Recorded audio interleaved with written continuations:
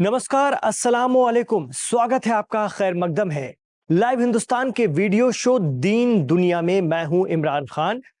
सबसे पहले यही गुजारिश रहेगी कि हमारे इस वीडियो को आप अभी लाइक कर दीजिए ताकि ज्यादा से ज्यादा लोगों तक पहुंच सके।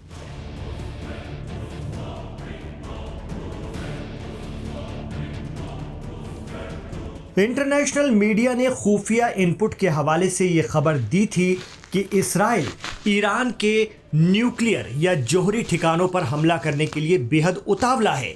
इसके लिए उसे अमेरिका से भी ग्रीन सिग्नल मिल गया है, लेकिन लगातार अपनी जंगी तैयारियों में मसरूफ ईरान की तरफ से एक बहुत बड़ा और अहम रद्द-ए-अमल भी अब सामने आ गया है। ईरान के supreme leader Syed ayatollah Ali Khamenei ने अपने दुश्मनों की तरफ इशारा करते हुए कह दिया है कि ईरान की मिलिट्री पावर बेहद उम्दा है।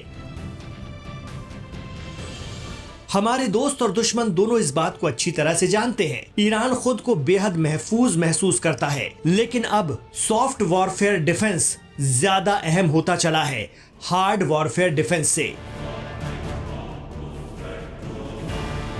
ईरान में रहबरे मुअज्जम कहे जाने वाले सुप्रीम लीडर खामनेई के इस बयान ने यह भी बता दिया है कि ईरान सीधी जंग में खुद के बचाव की अहलियत तो रखता ही है, साथ ही सॉफ्ट वॉरफेयर डिफेंस यानी नजरियाती जंग में भी खुद को महफूज निकाल लेने की तकनीक पर भी काम कर रहा है।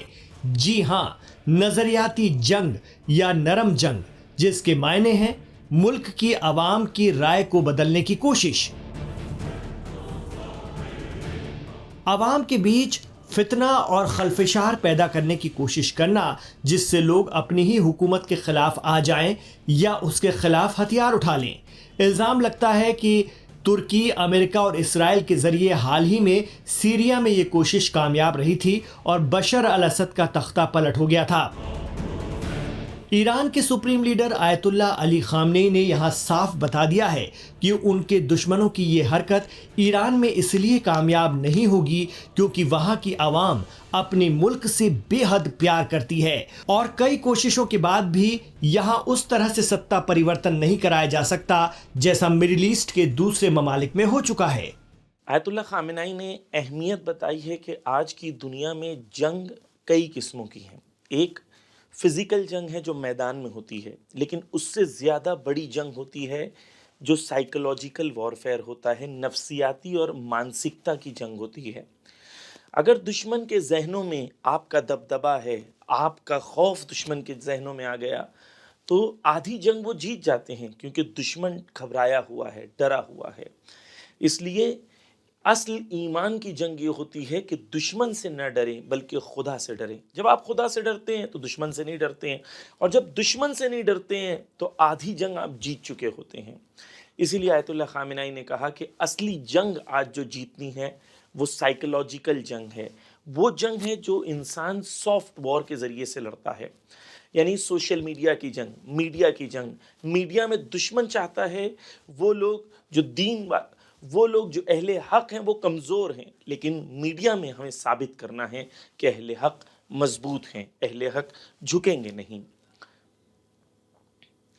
आयतुल्ला खामेनेई ने ईरान के कॉन्टेक्स्ट में बताया, जो यहाँ पर 22 बहमन यानी 22 बहमन यानी 11 फरवरी को जो ईरान के अंदर रिपब्लिक डे का जश्न मनाया जाता है, आज़ादी का जश्न मनाया जाता है। हर साल अमेरिका कहता है कि ईरान में इनकलाब ख़त्म हो गया, ईरान में रेवोल्यूशन ख़त्म हो गया और अब कोई नहीं आएगा रास्ते पे। और हर साल हम देखते हैं कि 100 से ज़्यादा शहरों में, तकरीबन हर जगह होता है, लेकिन 100 से ज़्यादा बड़े शहरों के अंदर ईरान में लाखों की तादाद में लोग आते हैं और बताते हैं कि हम इनकलाब के साथ हैं। आयतुल्ला खामेनेई ने कहा कि दुश्मन सॉफ्ट वॉर के ज़रिए से ये साबित करना चाहता है कि ईरान में इनकलाब ख़त्म हो गया, और ये जवान मैदान में आके जवाब देते हैं कि इनकलाब बाकी है और इनकलाब ज़िंदा है। दरअसल इस्लामिक क्रांति यानी 1979 के बाद से ही ईरान ने अमेरिका को अपना दुश्मन नंबर 1 माना है और अपनी फॉरेन पॉलिसी में मस्जिद अक्सा की इसराइल से आज़ादी यानी फ़िलिस्तीन पर इसराइल के कंट्रोल को अवैध या गैर कानूनी मानते हुए इसके खिलाफ रेजिस्टेंस करना तय किया।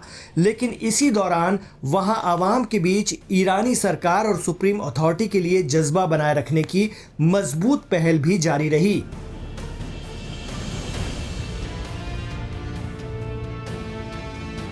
जिसका असर ये हुआ है कि ईरानी आवाम पिछले 46 सालों में किसी भी सॉफ्ट वॉर या रिजीम चेंज कराने की मुहिम से मुतासिर नहीं हुई है, बल्कि वक्त वक्त पर अपनी ताकत और यकजहती का मुजाहरा ही किया है। जब पासदारान इस्लाम की अल-कुद्स ब्रिगेड के चीफ सैयद कासिम सुलेमानी को अमेरिका के जरिए एक ड्रोन हमले में इराक में जाँ बहक किया गया, तो उनका शव या जस्द खाकी ईरान पहुंचने पर सारा ईरान जैसे सड़क पर था। लोगों का अपने फौजी कमांडर के लिए ये जज्बा दुनिया ने पहली बार देखा था। जनरल कासिम सुलेमानी के आखिरी सफ़र की तस्वीरें और वीडियो आज भी सोशल मीडिया पर मौजूद हैं, जो बताते हैं कि ईरानी आवाम अपने मुल्क के स्टैंड को लेकर कितनी बेदार, कितनी अवेयर, कितनी जागरूक है। इधर अमेरिकी सदर डोनाल्ड ट्रंप अपने दूसरे दौरे इक़्तिदार में ईरान पर ज़्यादा सख्त हो गए हैं। उन्होंने ईरान पर प्रतिबंध बढ़ाए, जिसकी वजह से दोनों मुल्कों के बीच रिश्ते और ज़्यादा तल्ख नज़र आ रहे हैं। वो भी तब जब इसराइल की ईरान के न्यूक्लियर ठिकानों पर बाज जैसी नज़र है, लेकिन बावजूद इसके ईरानी सुप्रीम लीडर अपने दुश्मनों को चेता रहे हैं कि ईरान बेहद मजबूत है और उससे पंगा ना ही लिया जाए तो बेहतर है। एक्सपर्ट मानते हैं कि इसराइल बावजूद इसके ईरान पर किसी भी तरह का हमला करता है तो जंगी महाज पर वो फंस सकता है। न्यूयॉर्क टाइम्स की एक रिपोर्ट में कहा गया है कि ईरानी आर्म फोर्सेस वेस्ट एशिया में सबसे बड़ी फोर्स में से एक हैं, जिसमें कम से कम 5,80,000 एक्टिव फौजी और करीब 2 लाख रिजर्व फोर्स है, जो पारंपरिक सेना और इस्लामिक रेवोल्यूशनरी गार्ड कॉर्प्स में बटे हुए हैं।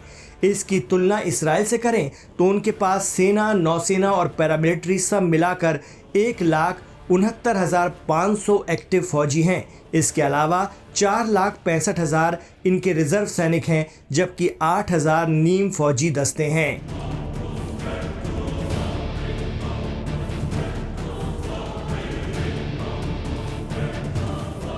भले ही टेक्नोलॉजी और एयरफोर्स में इसराइल मजबूत हो, लेकिन ईरान की मिसाइल पावर का कोई मुकाबला नहीं है। International institute for strategic studies ने रिपोर्ट दी है कि ईरान के पास वेस्ट एशिया में बैलिस्टिक मिसाइलों और ड्रोन का सबसे बड़ा जखीरा है, जिसमें क्रूज मिसाइलें और एंटी शिप मिसाइलें शामिल हैं। साथ ही 2000 किलोमीटर तक की रेंज वाली बैलिस्टिक मिसाइलें भी इसमें शामिल हैं। इनमें इसराइल सहित किसी भी हदफ को निशाना बनाने की अहलियत है। पिछले साल इसराइल पर 2 बार सीधा हमला कर ईरान अपनी ये ताकत दिखा ही चुका है।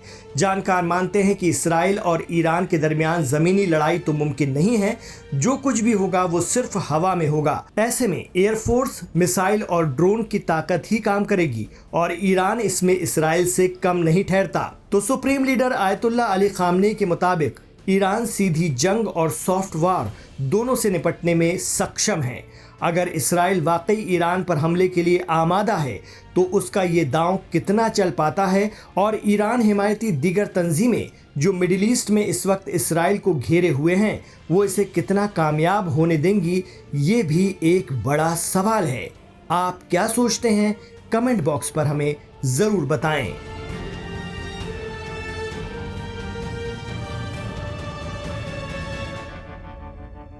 दिन दुनिया का ये एपिसोड आपको कैसा लगा, इसके बारे में भी कमेंट बॉक्स पर जरूर बताइए। वीडियो पसंद आया हो तो इसे लाइक जरूर कर दीजिएगा, क्योंकि जैसे ही आप इसे लाइक करते हैं और जैसा कि आप चाहते हैं कि ये सभी जगह देखा जाए, दूर दूर तक हिंदी और उर्दू जानने वाले इसे देख पाएं, तो इसके लिए आपको ही लाइक करना होगा। ये हमारी गुजारिश है। लाइक करते जाइए, वीडियो को आगे बढ़ाते जाइए, व्हाट्सएप ग्रुप के जरिए खूब शेयर कीजिए, खूब आगे बढ़ाइए। आपसे गुजारिश रहेगी, इल्तिजा रहेगी।